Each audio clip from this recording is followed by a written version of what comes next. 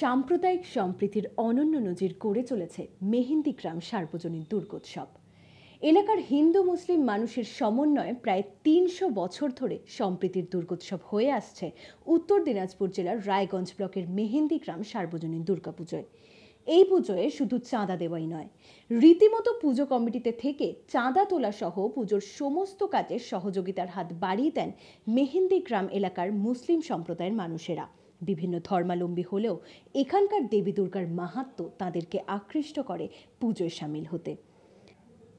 আর সে কারণেই রায়গঞ্জ শহর থেকে প্রায় ১০ কিলোমিটার দূরের এই গ্রামের পুজোয় প্রতিমা দর্শনে ছুটে আসেন হাজার হাজার মানুষ।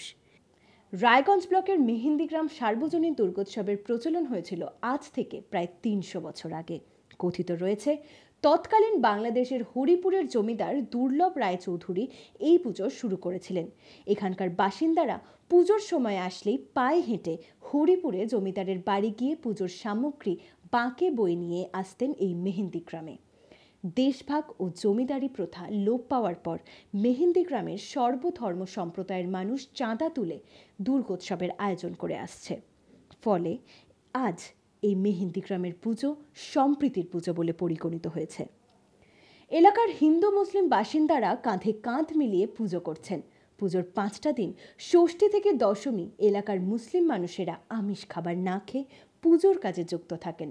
তাঁরাও দেবী দুর্গার কাছে ভোগ প্রসাদ নিবেদন করেন। তাদের বাড়িতেও এই দুর্গাপুজো উপলক্ষে আত্মীয় স্বজনেরা আসেন পুজোর আনন্দ উপভোগ করতে।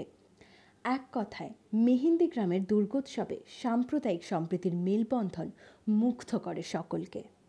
হ্যাঁ, এটা সর্বজনীন, মানে আমরা গ্রামবাসী, মেহেন্দিগ্রামের গ্রামবাসী সবাই মিলে এটা পূজা চাঁদা তুলে পূজা করি। সব জাতি থাকে, হিন্দু মুসলমান সবাই থাকে। মেহেন্দিগ্রাম গ্রামবাসী সব সম্প্রদায়। হ্যাঁ, কারা কারা থাকে? সব সম্প্রদায় আছে, আপনার হিন্দু আছে, আমাদের মানে কাছে হিন্দুর মধ্যে, রিফিউজির মধ্যে, আমাদের ক্ষত্রিয়ের মধ্যে, মুসলমানের ভিতরে ওরাও আছে, আচ্ছা, এখানে একটা জিনিস জানতাম যে এই পুজোর উপলক্ষে পুজোর কয়দিন, পুজো যে কদিন হয় আর কি, এলাকার মানুষরা সবাই বলে নিরামিষ। হ্যাঁ হ্যাঁ, আমরা পূজা এখনও আমরা এমনি পেঁয়াজ রসুন মাছ মাংস খাই, মন্দিরে উঠি না। আর পূজার দিন তো মুসলমানরাও আমাদের এই মন্দিরের ধারে যাবে না, আর তারা খায় না, তারা মাছ মাংস খায়, থাকবে 5টা দিন ওরা পালন করে। মুসলমানরা কেন? এই যে জাগ্রত, আচ্ছা, আমাদের দুর্গা খুব জাগ্রত, এই রসুন পেঁয়াজ সহ্য করতে পারে না।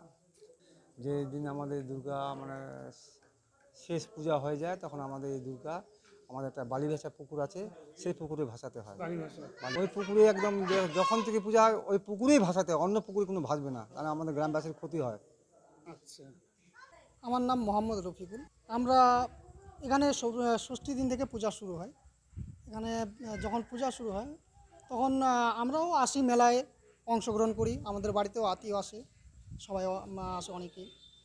আর পূজার দিন থেকে শুরু করে আমরা নিয়ম কানুন মেনে, মানে কি যে যেমন এখানে প্রচলিত নিয়ম, ওই হিসাবে আমরা মাছ মাংস কয়েকদিন খাই না, এভাবেই অংশগ্রহণ করে থাকি। হ্যাঁ, চাঁদা তোলাতে আমরাও সাহায্য করে থাকি এখানকার হিন্দু বন্ধুদের সঙ্গে। এটা যখন বছরে একবারই হয়ে থাকে, তো আমরাও উৎসুক হয়ে থাকি যে দশমীর মেলার দিন বিশেষ করে আমাদের বাড়িতেও আত্মীয় আসবে এবং সবাই মিলে একসঙ্গে আনন্দ উপভোগ করব। এই সাম্প্রতিক সম্প্রীতির মধ্যেই পড়ে এটা একটা।